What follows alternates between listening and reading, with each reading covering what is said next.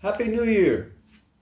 And I'm sure you'd say, hey, you're a month late. New Year's Day was, now we're practically in February.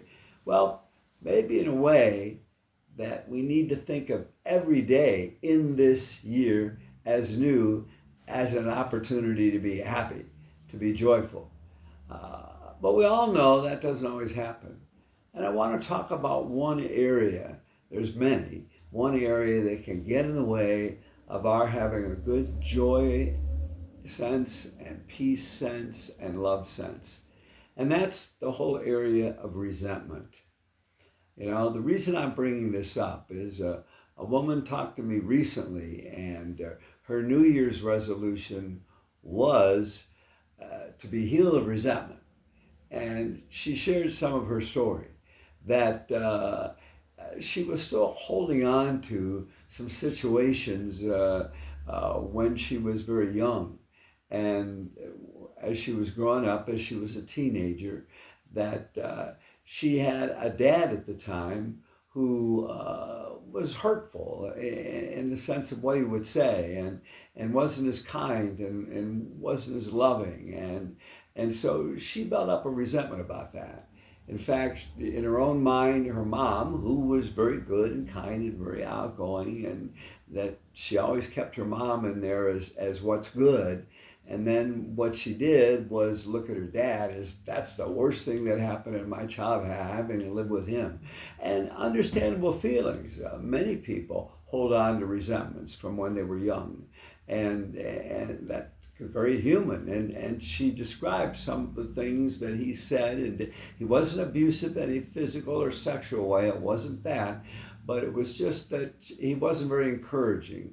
He would put her down and make her feel like she wasn't good enough about different situations. Part of this was that she was a basketball player and in her high school, and her dad had played basketball years before, and he'd go to games and practices and everything, but always he'd tear her down. He'd say, you're just not good enough, or hey, listen, if you work a lot harder, you'd be a lot better. You'd probably be the star of the basketball team. And she mentioned that she tried to do all of that, and that she was always trying to please her dad, which is very human, but then it was never enough. And that's why over time, she went from, trying to please her dad to resenting her dad, to wishing that he wasn't in her life. And that stayed with her. Now, this woman was telling me this. She's a woman in her 50s. And she said, and her dad, part of the reason she brought it up is her dad within the last year died. And she felt awful because she had never really been able to forgive him. And he had separated from the family and they weren't very close. And so now she saw what this resentment was doing to her. And we all probably know that when we're unforgiving of others, even feeling pretty legitimate about that, the person who can be most disturbed is us. We can put in our mind something that just weighs us down. And she realized it. She came to this realization, and that's why she was praying for healing, because she thought her adult life in so many ways was miserable because her father growing up was not loving and kind. And what she came to is she had gone on a retreat, still trying to work out this healing of resentment. And she saw that certainly her inability to forgive her father and her just letting that linger in her mind, some people say putting that unforgiveness, giving it rent-free in your mind, that's a number that we do to ourselves. Again, can we have legitimate concerns for others? Can we have hurts? Yes. But over and over again, Jesus, certainly, when you see even what he called us to in prayer, the Our Father, forgive us our trespasses as we forgive those who trespass against us. So for her, it was that recognition that, and she did feel bad, that she hadn't really worked it out in her life. And I said, well, you still can. And we talked about that. And I said, okay, we can believe that even though he's died, that in some way you can communicate to him. And most of all, you can certainly look within and say, hey, God, help me here, heal me here. And is there any way that you can even now let it go? Or else you're going to have unforgiveness toward yourself. You're going to go the rest of your life now upset that you didn't work it out and talk to him. And somehow, some way, forgiving him and forgiving you.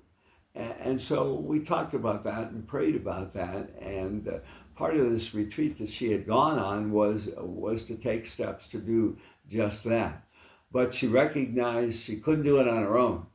And a revelation she came to, even as we were talking, is to believe that Jesus and his amazing grace, his total forgiveness, could be something that helped her to let go of putting herself down and take that extra step, and in some way, through the Lord, through the Holy Spirit that connects heaven and earth, be able to say, Father, Dad, I'm sorry. I should have talked to you a long time ago. I know, because she said he was better in his later years, but she still hung on to the resentment because, but you weren't like this when I was a teenager. And so all of these awarenesses, to bring it to prayer, to bring it to that sense of the Lord saying, hey, I'm here with you, I'm here for you. I had to forgive so many who put me to death, and I want to help you to be able to forgive. And so through a time, the other thing, she wanted forgiveness to be immediate. Oh yes, now I know I forgive him. But it took time, it took prayer, it took reflection, and it took talking to her mom. This was instrumental, because she talked to her mom and said, he did these awful things. And her mom said, oh, I know, and I was hurt for a long time. But I realized as a kid, when he was growing up, he had both his parents who were alcoholic, who were hurtful, who put him down. She said, I didn't know that right away. He hid it from me. But when I saw that, I saw he was just passing it on. When you're hurt, that can happen, that you have a real choice to make. Are you going to just pass on the hurt, or are you going to try to say, God, it stops here. I want to forgive. I want to be healed. And she said, her mother told her that she had a good talk with her husband before he died. And of course, then this woman talking to me felt a little bad that her mother hadn't said anything. But on the other hand, hey, her mother told her now, helped her to better understand. And in the end, as we were talking, and she wanted to talk over a several month period, that she was able to come to that point of forgiving her dad, forgiving herself, letting go, and being able to show that kind of love that lifted her up and didn't tear her down or anybody else. Hey, there's more we could say about that, but is there any resentment you're still holding? How do you look at that? What's it doing to you? Is it affecting you? And can you bring it to the Lord who wants to forgive and help you to do the same? God bless you.